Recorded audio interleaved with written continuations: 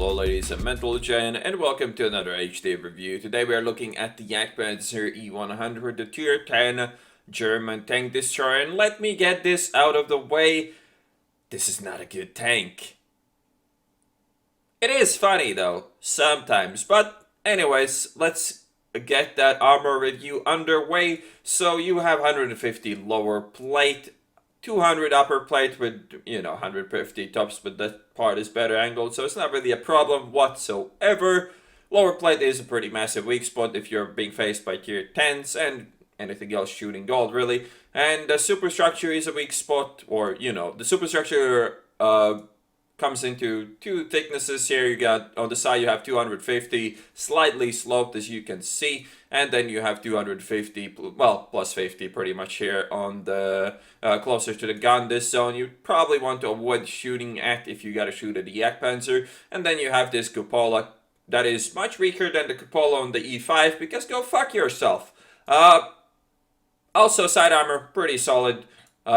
Got the 120 plus 60 spaced on the top, and then you have this middle zone, which is something you don't want to shoot at all. So you have 60 plus 40 space plus 120 side armor. So that's kind of shitty. You usually want to aim under the guard or on the top of it, but on the top of it is still much worse than under it. So depends on the gun you are using, but try not to go in this middle part. That could get you fucked quite often. And 150 Substructure Armor actually can bounce quite a lot if you angle it. If you can see, like, if you are trying to side scrape, this can get some pretty nice angling. Obviously can't shoot anything back because you don't have a fucking turret, but you know what I mean. And then you have the landing strips for the artillery shells, 65 and 40 armor. This zone is really good to shoot at if the Jagdpanzer is backing up a hill to try to aim at you. In this kind of situation, this is pretty much as strong as Jagdpanzer's armor is gonna be. You have either this zone, which is gonna be the weakest. Well, actually in that angle the upper plate isn't that great, but yeah, this zone is usually an easy zone to paint if a Jagdpanzer's up a hill looking at you, well, down the hill looking up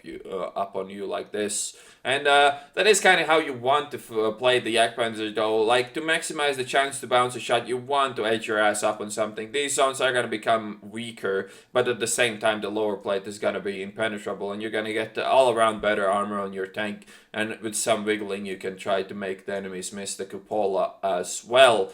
Anyways, let's quickly talk about gun depression and elevation. So you have 6 depression, 17 elevation, and gun traverse of 16 degrees, which is rather shitty, of course. Anyways, that being said, let's get into the game. So here we are playing Sand River with the Jagdpanzer. Pretty light tier 10 game with only, 5 of them in each team. No arty, which is obviously crucial for a tank like a Jagdpanzer. Arty completely cripples your ability to play this tank, and it's pretty much useless. So, yeah, you gotta hope that there is no arty on maps like this, or just hope that you get maps where there is some arty fucking cover, which, this one doesn't.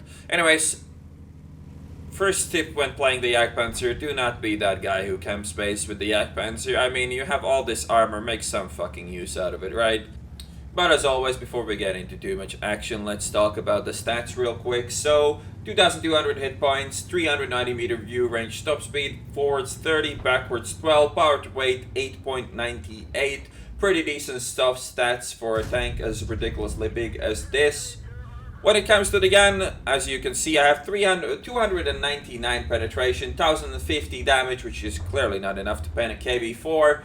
Aim time 2.7, accuracy 0.35, and the substats are again not too bad. Turret traverse soft stat, which I guess goes for the gun traverse instead, is pretty damn bad compared to the E3, almost 2 times worse. So reacquiring new targets is rather shitty in the Jagdpanzer.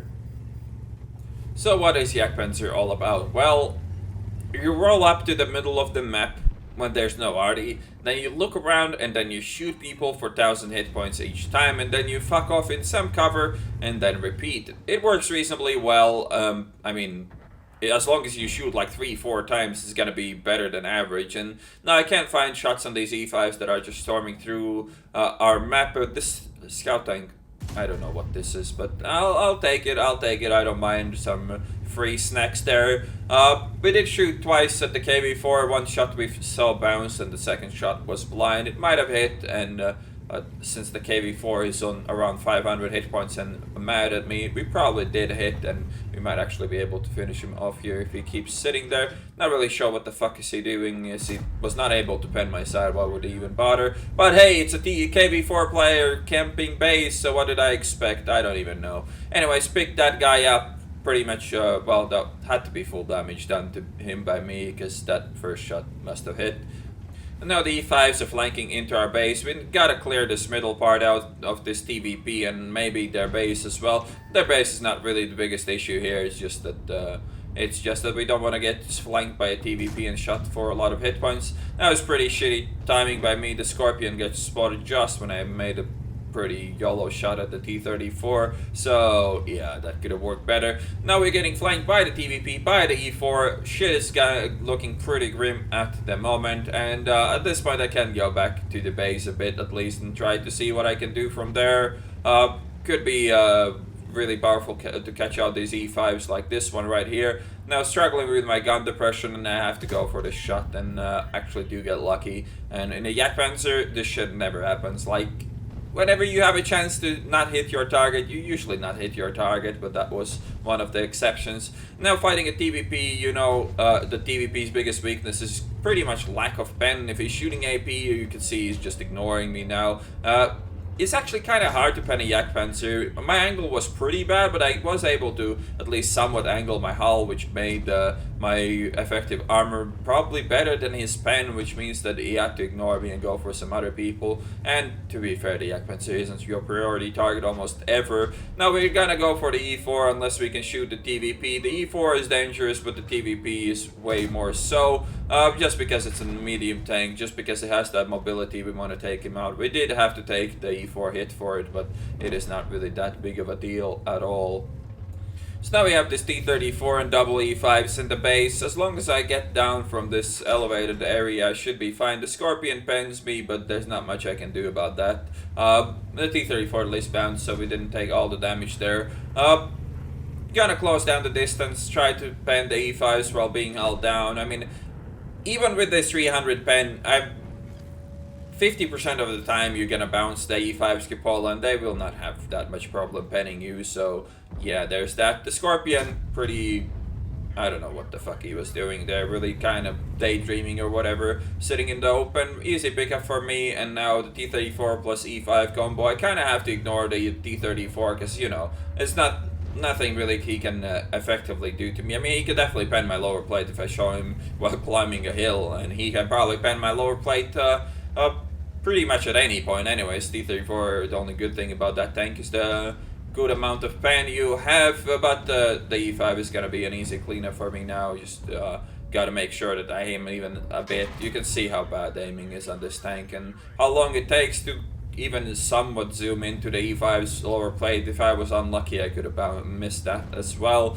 But take a T-34 hit in return, not really a big deal at all, as I do have plenty of hit points to spare, and we are on 5 kills, and might go for the Top Gun. Quite unlikely with this T-57 Heavy being here and some other fucks shooting the T-34 as well, but hey! Always gotta miss the shots you don't take, so I go for a pretty YOLO shot right there, and it actually goes through. And now the last 3 guys left, 2 light tanks, 1 East and E5, are gonna be too far for me to reach, so I'm gonna call the replay right here. Ace tanker, Top Gun, high caliber tank, sniper from all of the things. 7,015 damage done, 633 assisted, 1.5k blocked by armor. Picked up 6 kills and 1191 base XP.